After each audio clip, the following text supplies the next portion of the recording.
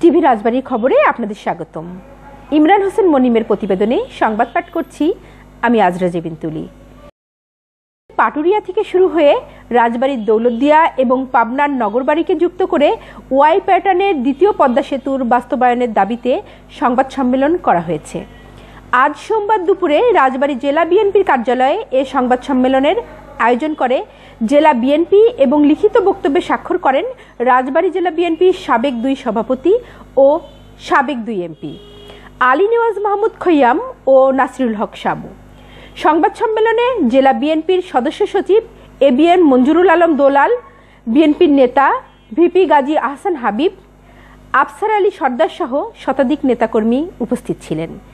লিখিত বক্তব্য পাঠ করেন সাবেক এমপি আলী নেওয়াজ মাহমুদ খৈয়াম। প্রাণের দাবি, এটা আমাদের এই অঞ্চলের একেবারে অস্তিত্বের সঙ্গে জড়ানো একটা দাবি। সুতরাং এটা যদি আমরা সবাই মিলে যদি এই দাবি উত্থাপন না করি, পদ্মা ব্রিজ হয়তো এখানে কোনো একদিন হবে, কিন্তু খুব তাড়াতাড়ি আর হবে না, এটা আমি আপনাদেরকে নিশ্চিত করে বলতে পারি। ইউটিউব চ্যানেল টিভি রাজবাড়ির সংবাদ দেখুন এবং সাবস্ক্রাইব করুন, লাইক, কমেন্ট ও শেয়ার করুন। আমাদের সাথে থাকার জন্য ধন্যবাদ।